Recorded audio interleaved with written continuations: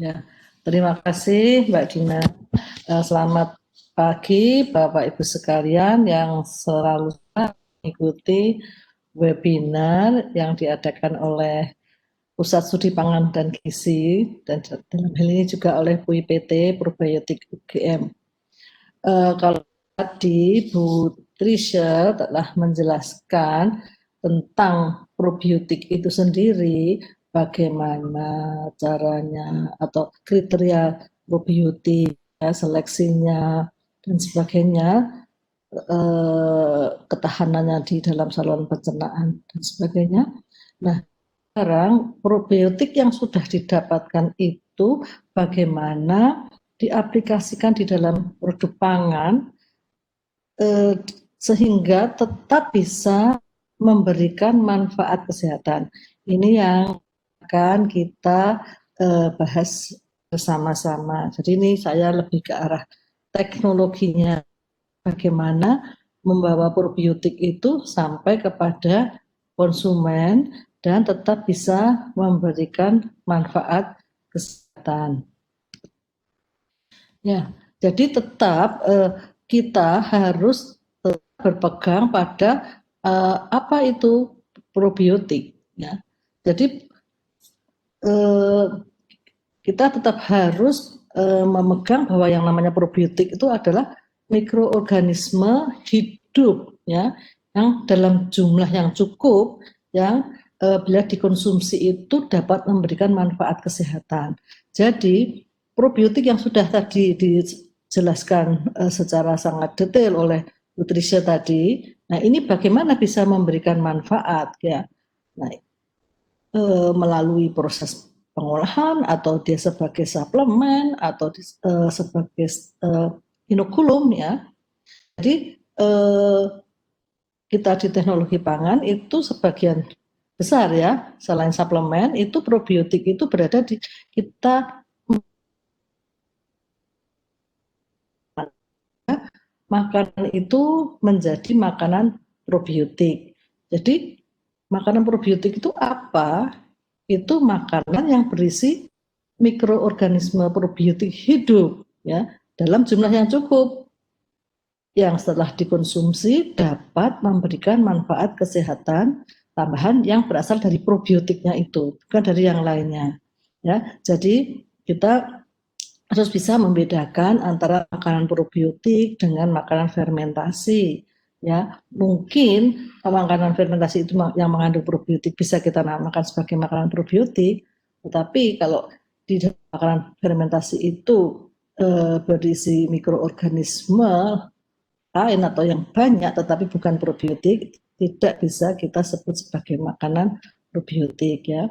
Jadi seperti contohnya banyaknya seperti Yakult, Bapak Ibu juga bisa melihat dari produk-produk umumnya seperti susu fermentasi, itu mesti kita lihat di labelnya, mikroorganismenya apa yang ada di situ, apakah mengandung probiotik atau hanya mengandung starter dari untuk fermentasi susu itu. Nah, tadi mikroorganisme probiotik, tadi kan supaya bisa memberikan manfaat kesehatan kan harus mampu, ya, berkolonisasi atau dan melewati di saluran pencernaan masih dalam jumlah yang cukup. Nah, bagaimana caranya jalannya si probiotik itu sampai kepada dikonsumsi, ya, yang melewati tahapan di mana dia harus memperbanyak diri, harus dimasukkan di dalam makanan atau mungkin diolah di situ, yang semuanya bisa saja itu berpengaruh terhadap viabilitas bakteri asam probiotik itu sendiri.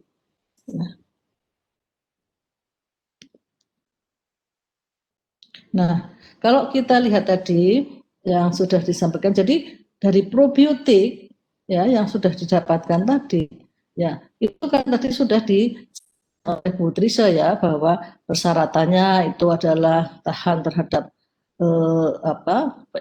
asam lambung, kemudian bile salt dan sebagainya, sehingga nanti bisa tetap dalam jumlah yang cukup. Nah, probiotik ini bagaimana kita mengkonsumsinya? Nah, ada macam bentuk aplikasi probiotik di dalam makanan. Yang pertama itu probiotik itu kalau dia punya kemampuan sebagai kultur starter, probiotik itu bisa digunakan atau diinokulasikan ke dalam bahan pangan ya, umumnya misalnya yang banyak itu adalah pada susu ya, difermentasi. Nah, jumlah probiotik itu akan bertambah selama proses fermentasi ya, selama fermentasi. Contohnya itu ya yang jelas itu seperti Yakult ya. Jadi Yakult itu Lactobacillus casei strain sirota itu difermentasi di dalam susu. Jadi proses perbanyakan atau meningkatkan jumlah selnya itu adalah pada waktu proses fermentasi ini, sehingga nanti di dalam produknya, produk fermentasi itu jumlahnya cukup, ya kan? Di situ itu.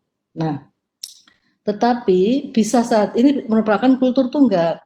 Bisa juga ini dicampurkan, digabungkan dengan kultur starter. Ya, misalnya, contohnya pada fermentasi yogurt. Ya, kita tahu yogurt itu umumnya kan menggunakan Lactobacillus bulgaricus dan Streptococcus thermophilus. Nah,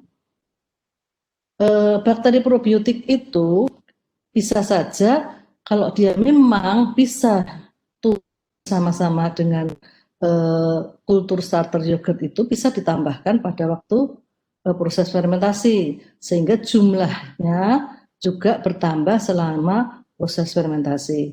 Bapak itu bisa melihat tuh di labelnya itu banyak produk fermentasi susu itu yang di situ ada beberapa mikrobia yang ada di situ. Jadi ada probiotiknya, ada starter yogurt. Nah, tetapi ada juga kultur probiotik itu yang tidak bisa dia tumbuh bersama-sama dengan kultur starter. Nah, kalau seperti itu, tetap saja kita fermentasinya menggunakan kultur starter untuk misalnya untuk fermentasi yogurt. Nah, nanti di akhir fermentasi itu baru strain probiotik itu ditambahkan. Seperti itu. Jadi tergantung dari karakteristik strain probiotik yang digunakan. Kemudian bisa juga menggunakan probiotik itu dalam bentuk powder. Ya. Karena ini tadi produk yang ini adalah produk-produk fermentasi ya, yang mesti harus disimpan dingin. Kemudian bisa juga dilakukan perbanyakan atau produksi sel dulu ya, kemudian dari situ nanti dipanen ya, kemudian diberi pelindung atau protektan ya, kemudian dilakukan pengeringan biasanya freeze drying sehingga didapatkan bubuk atau probiotik powder. Nah, probiotik powder ini bisa dimasukkan ke dalam makanan-makanan misalnya yang bukan makanan fermentasi ya, bisa dimasukkan ke dalam es krim ya, atau dimasukkan coklat ya, atau kepada dalam susu bubuk gitu ya, atau bubuk probiotik itu bisa digunakan atau dikemas dalam kapsul atau saset sebagai produk suplemen seperti itu ya. Jadi ini ada di pasaran itu macam-macam seperti ini. Ini yang harus disiapkan sebelum dikonsumsi. Kalau kita lihat sekarang, kita lihat lagi ya, jadi probiotik pada makanan fermentasi tadi, saya ulang lagi, itu probiotik bisa sebagai kultur starter, co-culture di dalam fermentasi susu ya. Bisa sama-sama tumbuh dengan starter yogurtnya, atau bila tidak, maka ditambahkan pada akhir fermentasi dan disimpan dingin. Nah, ini terkait dengan penyimpanan ini. Jadi di sini viabilitasnya juga harus dijaga supaya pada waktu nanti dikonsumsi itu jumlahnya cukup. Jadi cukup itu tidak hanya diproduksi, tapi pada waktu di dalam makanannya atau pada waktu difermentasi, pada waktu disimpan, ya seperti itu. Ini banyak yang banyak tuh pasaran itu ya, itu biasanya itu dari Chris Hansen itu banyak ya, Lactobacillus acidophilus LA5, Bifidobacterium lactis BB12 ya, dan sebagainya. Nah, selanjutnya tadi di dalam makanan fermentasi. Nah, kalau di dalam probiotik itu menggunakan makanan sebagai carrier atau sebagai vehicle atau sebagai kendaraannya, sehingga makanan itu menjadi makanan fungsional, makanan itu harus tetap seperti makanan pada umumnya. Jadi dia tetap tetapi mempunyai fungsi ya di luar fungsinya sebagai memberikan energi ya itu.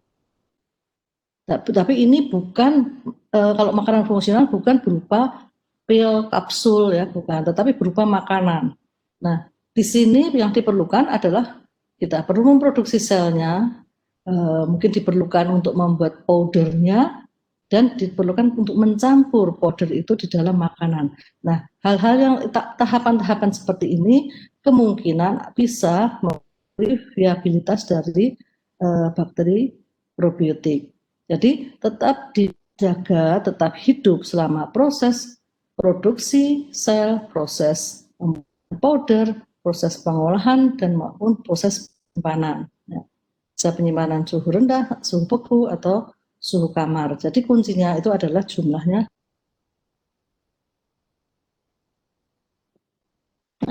Nah ini contoh kalau kita kelompokkan ya yang ada di pasaran itu bisa berupa produk-produk fermented yang banyak kita lihat itu fermented milk ya yang harus disimpan di refrigerator atau disimpan dingin ya seperti keju, yogurt ya fermented sebagainya. Kemudian juga dalam bentuk frozen ya dalam bentuk beku ya seperti es krim gitu.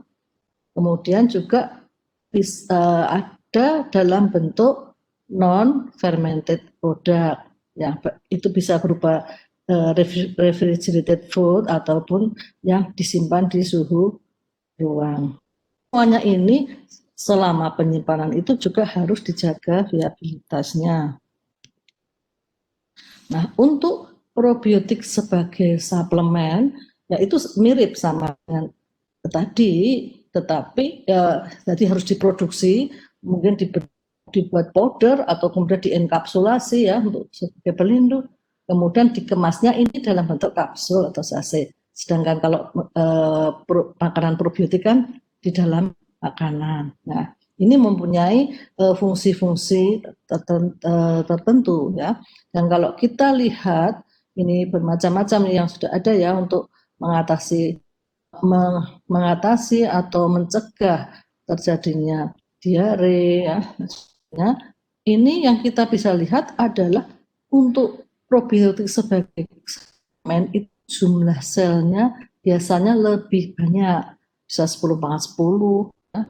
Nah, ada yang 10/11 ya, 10/9 ya, itu artinya karena ada unsur untuk tujuan mengatasi suatu masalah gitu ya, masalah kesehatan.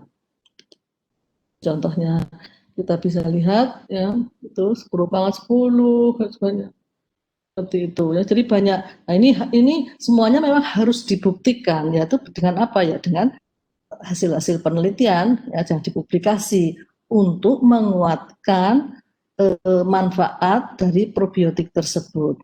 Jadi bukti-bukti itu ya publikasi ya, semakin banyak dipublikasi berarti semakin banyak evidence atau bukti-bukti yang menunjukkan manfaat kesehatan dari probiotik tersebut.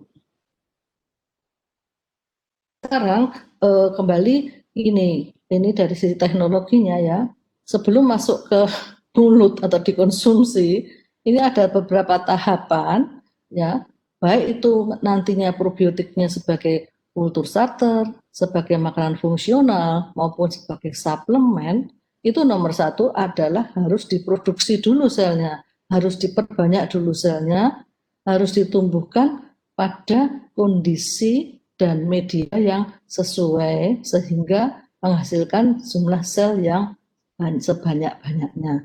Itu adalah langkah pertama untuk bisa mendapatkan jumlah yang cukup tadi. Jadi mulai dari produksi selnya, nomor banyak selnya. Nah, ini beberapa strain kemarin kita sudah sampaikan ya, kalau probiotik itu strain dependence yang sudah ada di pasaran, yang diproduksi oleh berbagai macam company ya. Sebagian besar itu adalah bakteri asam laktat ya, yang disebut sebagai probiotik. Nah, sebagai contohnya ya, nanti saya akan menggunakan probiotik indigenous ya, yang sudah kami teliti bersama-sama di SPG, FTP dan ini di UIPT ini, yaitu Bacillus plantarum D13 yang diisolasi dari dadi. Ini sudah banyak diteliti, Bu Trisha sudah menunjukkan beberapa paper ya yang menggunakan Lactobacillus plantarum yang menguatkan bahwa Lactobacillus plantarum itu merupakan probiotik. Nah, sekarang bagaimana kita probiotik itu sehingga bisa menjadi produk yang nanti kita bisa implementasikan ke berbagai hal ya. Ini yang akan kita bahas. Nah, nomor satu adalah memperbanyak selnya. Nah, bakteri probiotik itu kan pada umumnya ya bakteri asam laktat ya, seperti Lactobacillus plantarum D13 tadi kan merupakan bakteri asam laktat. Ya, secara umum bakteri supaya bisa tumbuh menghasilkan sel yang banyak itu kan diberi makan atau diberi media. Medianya itu untuk apa? Ya untuk keperluan si mikroorganisme. Keperluan dasarnya apa? Ya perlu sumber C, sumber N, ya vitamin, mineral. Kalau dia perlu growth factor, ya kalau aerobiknya perlu oksigen, gitu. Nah, dengan kondisi yang sesuai kan, setiap mikroorganisme itu mungkin berbeda kondisinya, misalnya suhunya, kemudian juga formulasi medianya ya untuk mendapatkan jumlah yang sel yang tinggi ya, karena ini kita tujuannya memperbanyak sel ya, kita arahnya ke jumlah selnya bukan ke metabolitnya. Nah, kalau di small scale atau di lab ya kita biasa pasti sudah tahu menggunakan MRS. Nah, kita lihat MRS itu isinya macam-macam ya, karena bakteri probiotik itu termasuk yang istilahnya fastidious. Fastidious itu riwil, maunya makanannya itu macam-macam karena beberapa itu tidak bisa disintesis oleh sel itu sendiri ya, yang kita sebut sebagai growth factor. Nah, komponen semua itu kan isinya utamanya kan sumber C sama N ya. Jadi sumber C itu banyak, paling banyak adalah sumber C dan sumber N ya. Sumber C bisa dari glukosa, bisa dari sukrosa. Nah, sumber N ini kita lihat di sini ada pepton, ada lemko, ada yeast extract untuk skala kecil. Tetapi untuk skala besar itu tidak mungkin untuk kita gunakan ya, selain itu harganya juga mahal kan, tidak inilah ekonomi gitu ya.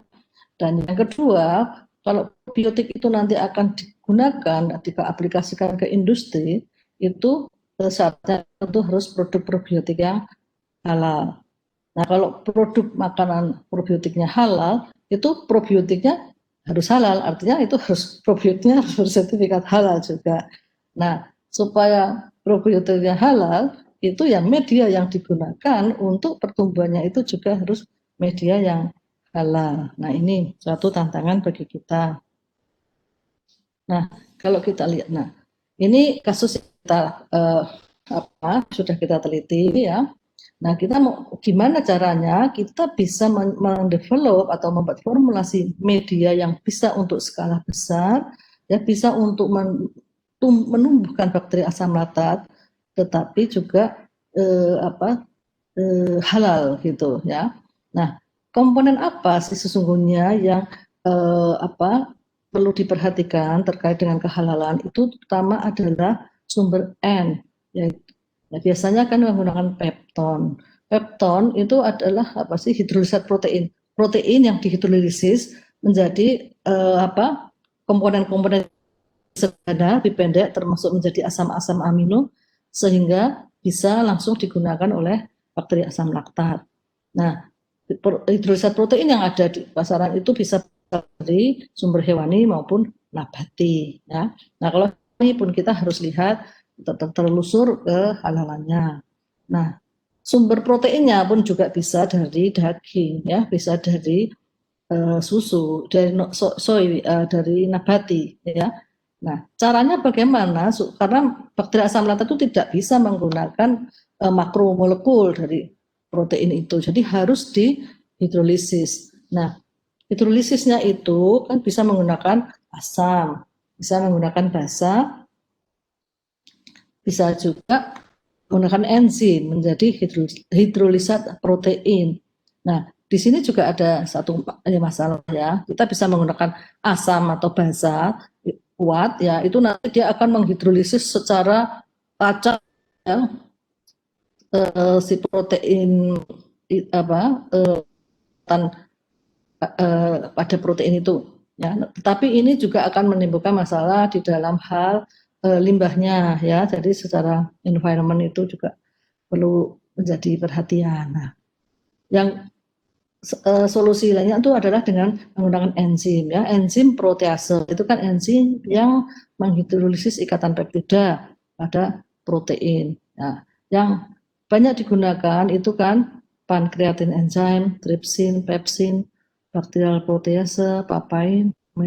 Nah, di sini pun ada hal yang harus kita perhatikan karena banyak sekali yang menggunakan pankreatin enzim ini sering sekali juga menjadi masalah di dalam kehalalannya. Nah, kami melakukan research ya untuk mengembangkan media yang halal bakteri asam laktat menggunakan komponen-komponen natural alami. Ya, yang menjadi perhatian pertama itu adalah menyiapkan peptonnya. Kemudian yang kedua adalah komponen-komponen lain yang bisa menyokong terhadap kebutuhan vitamin, mineral, dan juga growth faktornya atau faktor pertumbuhan. Ini sudah kami berikan untuk penyiapan peptonnya. Ya, kita bisa menggunakan daging halal bisa atau menggunakan protein dari kedelai ya, yang sudah kita lakukan. Kemudian untuk enzimnya kita menggunakan crude dari ekstrak dari nanas, buah nanas, dan juga dari getah pepaya. Untuk sumber-sumber vitamin, mineral, growth factornya kita menggunakan ekstrak tomat, ekstrak kecambah, dan juga air kelapa. Itu yang kita lakukan. Nah, kemudian kita lakukan hidrolis menggunakan crude bromelain dari nanas itu. Nah, dan ini kita ujikan, kita lihat komponen-komponen kimianya dan juga ini mineralnya, karena bakteri asam laktat itu juga memerlukan komponen-komponen mineral ini.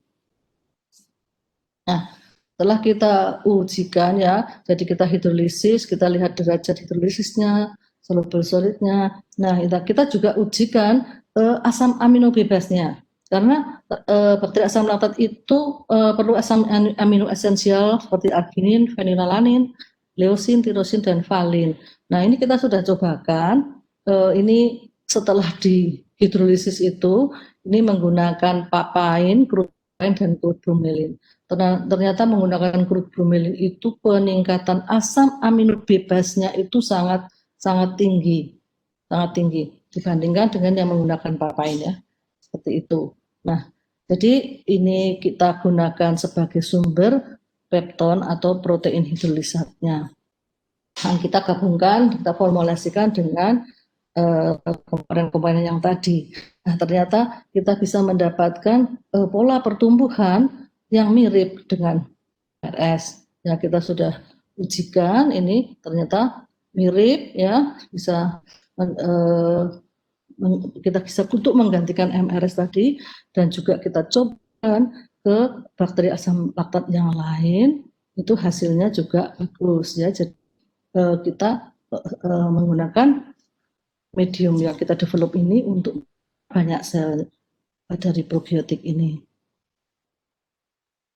Nah, kemudian akan digunakan sebagai starter si bakteri itu harus kita lihat betul bagaimana kondisi optimumnya, karena bisa satu dengan yang lain. Setelah kita juga sudah ujikan terkait dengan suhu optimum dan banyaknya inokulum yang digunakan, si bakteri probiotik ini sebagai kultur starter untuk fermentasi susu ya. Nah itu kita bisa lihat bahwa bakteri ini bukan termofilik karena pada suhu 40 itu tidak bisa tumbuh baik. Nah, jadi ternyata pada suhu 30 itu pertumbuhannya bagus, dan pada suhu 37 itu dia memproduksi asamnya tinggi gitu. Jadi untuk pembentukan metabolit atau pembentukan sel ya itu ternyata suhunya agak sedikit berbeda.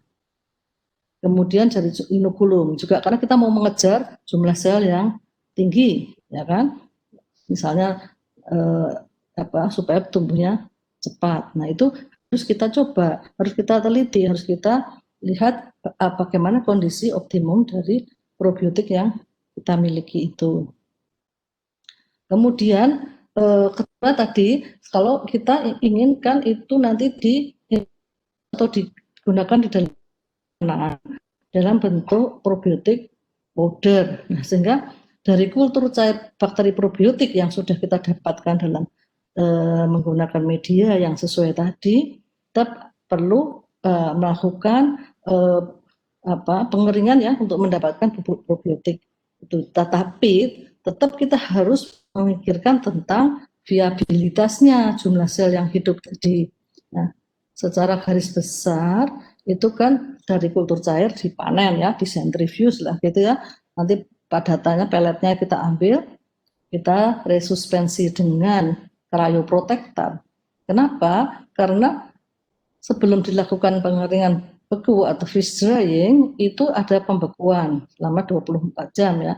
Nah, ini ada kemungkinan di sini juga akan terjadi kematian atau sehingga jumlah selnya bisa berkurang. Nah, sehingga ini kita harus teliti, kita harus coba pakai cryoprotectant apa yang sesuai ya. Kemudian nanti setelah itu dilakukan pengeringan beku. Nah, ini hasil penelitian yang dilakukan oleh mahasiswa kami ya, itu ternyata ya ini tanpa cryoprotectant itu ya sebelum dan sesudah pembekuan itu turun ya. Ya, berarti ada kematian. Nah, setelah kita cek juga ya dengan plating di dalam MRS dengan bile untuk melihat apakah ada yang injury ya, itu ternyata memang ada. Jadi pembekuan itu ternyata juga bisa menyebabkan injury. Nah, ini setelah kita berikan cryoprotectant ternyata hasilnya cukup baik ya, jadi tidak terlalu banyak terjadi kematian sel. Nah, sehingga ini kita jaga di tahapan untuk penyiapan probiotik pun itu ada kemungkinan terjadi kematian sel. Nah, kita lakukan freeze drying ya, kita bisa dapatkan bubuk ini sekitar dari 12 liter ya, kira-kira itu dapat 60 gram ya, dan jumlahnya itu cukup tinggi ya, sekitar 10⁻11 ini, dan kita ujikan sekarang ini kalau disimpan itu bagaimana, kembali lagi terkait dengan viabilitasnya. Nah, ini ternyata cukup stabil ya, ini dengan uji selama 8 minggu itu di suhu 4 derajat, di suhu beku itu bagus, di suhu ruang itu ada sedikit penurunan ya, tapi jumlahnya masih di atas 10,9 tuh. Nah, dari situ mendapatkan ini pupuk probiotik ini yang kita bernama Probiogama yang tadi disampaikan oleh Bu Trisha ya, kita sudah kemas, ada yang sachet, ada yang kapsul, dan ini kita sudah proses produksi pupuk probiotik ini sudah mendapatkan sertifikat halal ya, halal, sehingga ini kalau di dalam produk makanan tadi juga berkontribusi kepada kehalalannya. Nah, ini yang tadi sudah disampaikan Bu Trisa ya, sekarang ini juga sedang diujikan kepada pasien yang COVID ringan ya, yang OTG. Nah, jadi ini tahapan sampai pembuatan probiotik powdernya. Nah, kalau sekarang itu diaplikasikan ke dalam makanan, nah itu tergantung tadi proses di dalam pengolahan makanan itu sendiri, lihat tahapan di proses apa, makanan apa yang mau kita gunakan sebagai carrier. Ada beberapa persyaratan kan, berapa jumlah minimum ya, Bapak Ibu sekalian saya kira sudah tahu. Nah, yang penting sekarang adalah karena caranya kita memasukkan atau mengintroduce probiotik itu dalam proses pengolahan makanan itu supaya atau viabilitasnya tetap tinggi atau tidak banyak yang mati. Kira itu. Nah, ini sebagai contoh ya, kita lihat lagi ya. Jadi kita sampai tahapan di pengolahan ini. Ini juga ada potensi untuk bisa menyebabkan viabilitasnya turun. Nah, ini contoh yang ada ya, sebagai starter culture tadi, probiotik sebagai starter culture itu bisa dalam bentuk liquid atau powder ya. Nah, ini diharapkan di dalam proses fermentasi itu jumlahnya akan meningkat. Nah, ini kita sudah lakukan ya untuk skala besar, skala industri itu diaplikasikan kepada industri untuk produk drink, fermented drink, dan untuk produk yang solid ya atau seperti yogurt itu. Nah, itu kita lihat di sini selama penyimpanan di produk drink itu jumlahnya itu tetap ya. Kalau kita di situ 10⁻⁷ misalnya CFU per mili, kalau itu isinya 100 itu kan menjadi 10⁻⁹ ya. Nah, itu sampai dengan dikonsumsi. Kemudian untuk yang yogurt pun ya ini juga karena kita menggunakan 2, Lactobacillus plantarum dat 13 dan Streptococcus dermophilus dat 11 ya. Ini kita bisa lihat plantarumnya pun jumlahnya itu masih tetap tinggi ya untuk dikonsumsi. Nah, saya kira Bu Trisa tadi sudah menunjukkan ya bahwa konsumsi ini fermented drink yang mengandung Lactobacillus plantarum tadi ternyata bisa menekan beberapa bakteri seperti coliform dan E. coli ya, dan ternyata plantarumnya juga naik. Ya. Itu menunjukkan bahwa bakteri ini tahan sampai di saluran pencernaan. Kemudian juga bisa dimasukkan contohnya yang ada tadi misalnya di coklat. Nah, coklat itu prosesnya berbeda dengan tadi fermentasi ya. Kalau tadi fermentasi itu kan bertambah jumlahnya selama proses fermentasi. Nah, kalau di dalam produk-produk non fermentasi seperti ini probiotiknya tadi dalam bentuk powder, dalam bentuk atau dalam terenkapsulasi itu ditambahkan dalam proses pengolahannya. Kita harus melihat tahapan mana yang kemungkinan dapat menyebabkan penurunan atau viabilitasnya ya, sehingga itu kita harus pandai-pandai mengatur pemasukan powder probiotiknya. Nah, di tahap mana di dalam proses ini misalnya yang ada menggunakan suhu tinggi. Nah, ini bisa coba dimasukkan di dalam mana atau tahap akhirnya. Dan kita lihat, kita harus cek viabilitasnya pada produknya ataupun selama penyimpanan. Kalau ini penyimpanannya suhu dingin ya, selama penyimpanan suhu dingin. Kalau penyimpanan suhu kamar ya, penyimpanan suhu kamar itu sampai dengan dikonsumsi, sehingga expired date-nya itu juga ditentukan dari viabilitasnya probiotik tersebut. Nah, ini contoh ya dari coklat probiotik ya yang sudah penelitian yang lain yang sudah dilakukan. Ini termasuk ternyata ini bagus ya menggunakan coklat itu sebagai carrier. Nah, yang berikutnya ini bisa juga dalam es krim. Nah, kalau es krim itu permasalahannya juga beda lagi, ya kan? Ini